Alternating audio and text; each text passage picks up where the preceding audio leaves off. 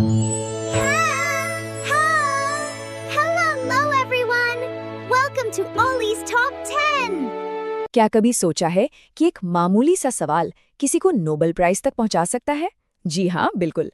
आज हम बात करेंगे सीवी रमन और उनकी उस जबरदस्त खोज की जिसकी शुरुआत बस एक सवाल से हुई और जिसने साइंस की दुनिया को हमेशा के लिए बदल कर रख दिया। तो कहानी की शुरुआत होती है साल 1921 से। भारत के महान वैज्ञानिक सीवी रमन एसएस नारकुंडा नाम के जहाज पर लंदन से वापस भारत लौट रहे थे। 15 दिनों का ये लंबा समुद्री सफर था और उनकी नजरें टिकी थीं भूमध्य सागर के गहरे नीले पानी पर। और बस यही उनके दिमाग में एक सवाल कौंधा, एक ऐसा सवाल जो हम सब ने कभी न कभी सोचा होगा। आखिर ये समंदर नीला क्यों होता है? उस जमाने में इसका एक सीधा साधा जवाब था कि समंदर तो बस आसमान के नीले रंग को रिफ्लेक्ट करता है। लेकिन रमन जैसे जीनियस का दिमाग इतने सिंपल जवाब से कहाँ मानने वाला था। उन्हें यकीन था कि इसके पीछे कोई बहुत गहरा राज छिपा है। तो चलिए पहले मिलते हैं उस शख्स से जिसके दिमाग में ये बड़ा सवाल आया। ये हैं चंद्रशेखर वेंकट रमन, एक ऐसा दिमाग जो वक्त से बहुत आगे चलता था। इनका जन्म तमिलनाडु के तिरुचिरापल्ली में हुआ था। जरा सोचिए, दिन में वो एक सरकारी अफसर थे, फाइलों और हिसाब किताब में उलझे हुए। लेकिन जैसे ही ऑफिस का काम खत्म होता, उनका असली रूप बाहर आता था, एक जुनूनी साइंटिस्ट का। वो बचपन से ही इतने होनहार थे, लेकिन उस दौर में साइंस में करियर बनाना आसान नहीं था, तो उन्होंने सरकारी नौकरी कर ली। पर उनका दिल, उनका असली जुनून हमेशा साइंस में ही बसा रहा। और इसी जुनून ने उन्हें एक ऐसी जगह पहुंचाया जो जल्द ही उनका दूसरा घर बनने वाली थी, कलकत्ता की Indian association for the cultivation of science. ये उनके लिए सिर्फ एक इंस्टीट्यूट नहीं था, ये उनकी पर्सनल लैब थी, जहां वो अक्सर देर रात तक अपने सवालों के जवाब खोजते रहते थे। तो अब आते हैं कहानी के सबसे अहम मोड़ पर, वो खोज जिसने सब कुछ बदल दिया। अच्छा, अब कहानी के सबसे दिलचस्प हिस्से पर आते हैं। रमन इफेक्ट को समझने के लिए पहले हमें ये जानना होगा कि लाइट काम कैसे करती है।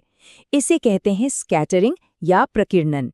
इसे ऐसे समझिए जैसे लाइट की किरणें नन्ही नन्ही गोलियों की एक बौछार हैं। जब ये बौछार किसी चीज से, मान लीजिए पानी की बूंदों से टकराती है, तो ये गोलियां चारों दिशाओं में बिखर जाती हैं।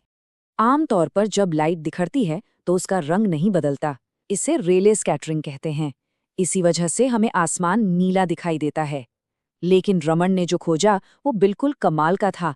उन्होंने देखा कि कभी-कभी, बहुत ही रेयर केस में, लाइट के कण किसी मॉलिक्यूल से टकराकर अपनी थोड़ी सी एनर्जी या तो उससे दे देते हैं या उससे ले लेते हैं, और बस इसी लेनदेन में लाइट का रंग बदल जाता है। ये क्रांतिकारी खोज थी जिसने उस समय की नई क्वांटम थियरी को एक जबरदस्त सबूत दिया, और इसी को आज हम रमन स्कैटरिंग के नाम से जानते हैं। पर ये होता कितनी बार है सोचिए, 1 करोड़ लाइट के कणों में से सिर्फ एक। जी हाँ, 1 करोड़ में से सिर्फ एक। ये इतना दुर्लभ है जैसे किसी बहुत बड़े घास की मैदान में कोई एक खास तिनका ढूंढना। और यही एक अकेला कण साइंस की दुनिया को बदलने वाला था। और पता है सबसे हैरान करने वाली बात क्या थी? ये इतनी बड़ी डिस्कवरी दुनिया के बड़े बड़े साइंटिफिक सेंटर्स में नहीं, बल्कि कलकत्ता की एक लैब में बहुत ही मामूली से उपकरणों के साथ की गई थी। इससे एक बात तो साफ हो जाती है कि बड़े आविष्कारों के लिए महंगे साजो सामान से ज्यादा एक तेज और जिज्ञासु दिमाग की जरूरत होती है। ठीक है, तो ये खोज तो हो गई, पर ये इतनी शक्तिशाली और उपयोगी क्यों है? चलिए देखते हैं। तो इसका असली जादू है रमन फिंगरप्रिंट। होता क्या है कि लाइट के रंग में ये जो बदलाव आता है ना, वो हर पदार्थ के लिए एकदम यूनिक होता है।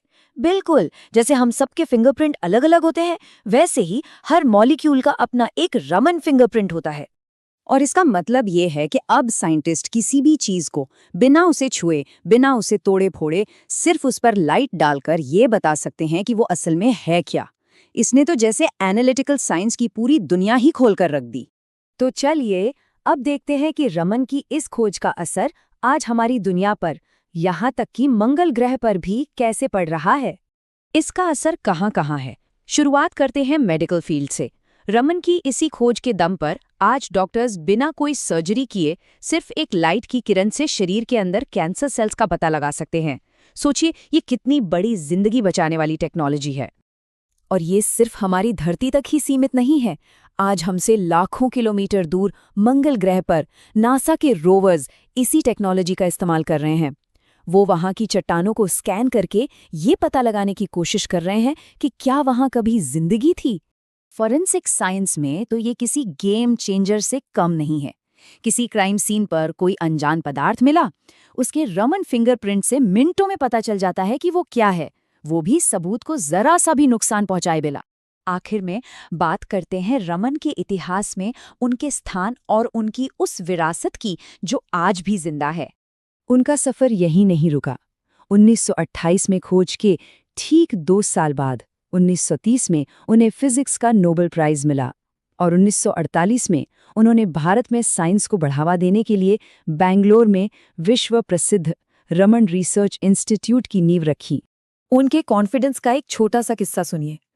उन्हें अपने काम पर इतना यकीन था कि उन्होंने नोबेल प्राइज की घोषणा से 2 महीने पहले ही स्टॉकहोम जाने के लिए अपने जहाज के टिकट बुक कर लिए थे। कमाल है ना? और आखिर में हम आपको रमन के ही इन खूबसूरत शब्दों के साथ छोड़ जाते हैं। ये हमें याद दिलाता है कि साइंस सिर्फ फॉर्मूले और एक्सपेरिमेंट्स का नाम नहीं है। ये एक कला है, कल्पना की, क्रिएटिविटी की और इस ब्रह्मांड के रहस्यों को समझने की। एक मामूली सी सवाल से शुरू हुई ये कहानी आज भी हम सबको प्रेरित करती है। Ollie says, hope you like the video. Thanks for listening.